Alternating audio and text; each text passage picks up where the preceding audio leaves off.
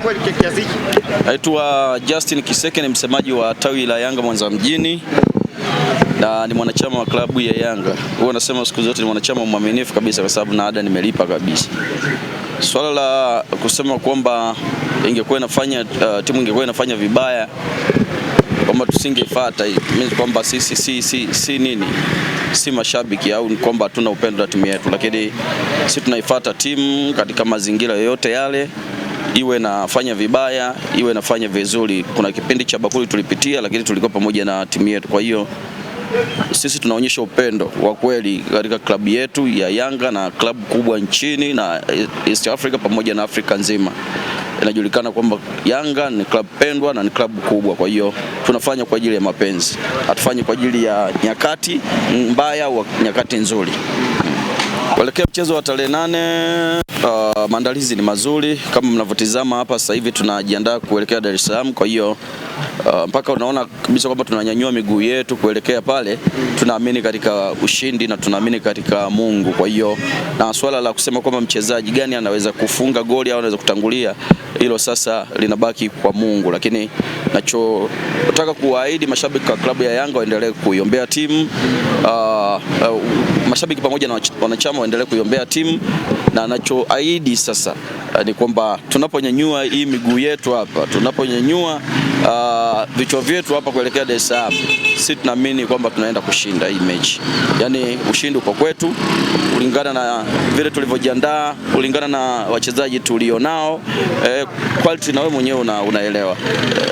Unaelewa kabisa, lakini pia huko nyuma tumeweza kufanya vitu vikubwa sana, tumekutana nao hao. Kwa hiyo sisi mechi tunachukulia kama mechi nyingine tu ambazo huwa tunacheza nazo. Yaani Simba tunachukulia kama timu nyingine tu ambazo huwa tunacheza nazo. Kwa hiyo sio timu nyingine. Ni kama Mtibwa Sugar, ni kama JKT, ni kama Azam FC. Kwa hiyo hakuna tofauti wowote ule. Kwa hiyo sisi tunachukulia mchezo kawaida na tutaenda kucheza, tutapata pointi 3 kwa uwezo wa Mungu.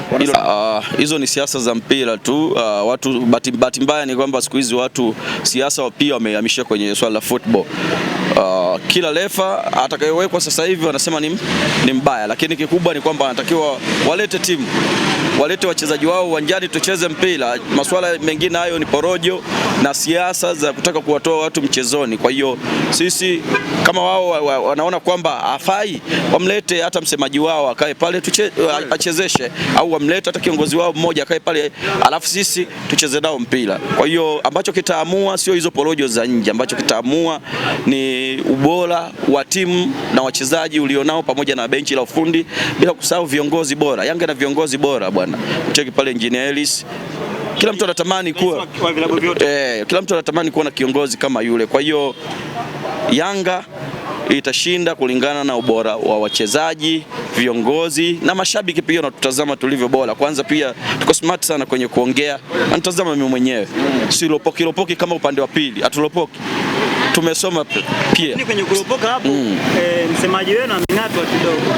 Hiyo umesikia wapi? Na umesikia wapo inasemekana. Kwa hiyo sio inasemekana. Kwa hiyo ndio narudi kule kwamba ni propaganda. Hayo yapo. Msemaji ngoja kwanza. Unajua hapa pembeni nataka tuambie kabisa. Ngoja asogee hapa. Umeamua kwenda na familia kabisa da? Hii ni familia ya mpira, lakini pia atajitambulisha yeye ni kiongozi wa Yanga pia. Kuna tawi lao ambalo wapo nao Dar es Salaam, lakini mtoto wa Mwanza huyu ndugu yangu kabisa, kwa hiyo atajitambulisha. Nimeuliza kwa maana ya familia. Ni familia? Ndio. Sio familia ni ndugu yetu huyu. Ni ndugu yetu kutoka Mwanza, dadangu huyu. Ni mzaliwa wa Mwanza, ni mtu wa Mwanza, alikuwa amekuja kwenye mechi, lakini pia ni kiongozi wa tawi kubwa tu pale Dar es Salaam. Kwa hiyo labda unamaanisha familia nyingine, lakini mimi najua ni familia yangu kama dada yangu. Kwa majina naitwa Angel Misana aka Anje Dube. Anje Dube? Yes, ni mwenyekiti wa tawi la Yanga Unbeaten Fans. Niliyopo na makazi yake Sinza kwa Remi. Nilikuja before game na Pamba, nikabaki maana hapa ni nyumbani. Sato kidogo wengi. Sijua nyumbani tena. Kwa mimi wahamasisha mashabiki wenzetu wa Yanga Afrika pamoja na wanachama kwa ujumla wajitokeze kwa wingi Jumamosi tarehe 8 tunakwenda kumkanda pale mnyama. Umeelewa? Unasema kujiamini sana huwa kunaleta tatizo. Hapana, hakuna kitu kama hicho. Kama mtu unaweza kuamini timu yako iko vizuri, ina performance nzuri, kwa nini usijiamini? Una wachezaji wazuri, kwa nini usijiamini? Najiamini vizuri sana. Na pointi 3 naenda kuzichukua. Wewe umeonaje ile mechi na Pamba? Ikangalombo kamwaga majalo kama yote. Yaani yule unakumbuka nani yule aliondoka? Lomalisa. Huyo Lomalisa pale anaingia mara 2. Aiswa tu kiko poa, nadhani unamuona maajabu anayozidi kuyafanya. Najua na tarehe 8 maajabu nitakuyafanya bwana harusi. Wanasema MVP wenu wa msimu uliopita huenda akaibiwa na mtani wa pili pale. Hakuna kitu kama hicho wewe. Kwa nini? Maneno ya magazetini hayo. Yes. Ujala uzi, kula uzi mpaka uwanjani kabisa? Hapana kabisa, mimi uzi nakula anytime. Hata ukiangalia page yangu ya Instagram utaona mimi uzi kila wakati nakula uzi. Sasa. Yes.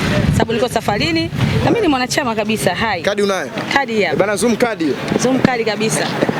Mwanachama na mwenyekiti wa tawi kubwa. Mwanachama. Sasa. Yanga Unbeaten Fans. Soma na jina kabisa. Yaani usumbuliwe. Mbona hujaweka mwisho dudu? Hii unaelewa ni kadi. Kadi huwezi kuongeza AKA. Sasa. Yes. Sikiliza, kuna jambo moja nataka utuambie, tunahitaji maoni yako. Nilikuwa na story nyingi sana. Faisal kurudi Yanga, kwa sababu kurudi Yanga. Ukiwa sema ataenda upande wa pili. Kuna ambapo wana damu nyekundu. Nyinyi mnasema kuna damu za kijani na njano. Yes. Lakini tumeona pia juzi kavaa jezi ya wekundu wa Msimbazi. Basi subiri, yajayo yanafurahisha. Yajayo yanafurahisha. Za ndani hizo. Yajayo yanafurahisha. Shukrani sana. Yanga bingwa. Yanga bingwa.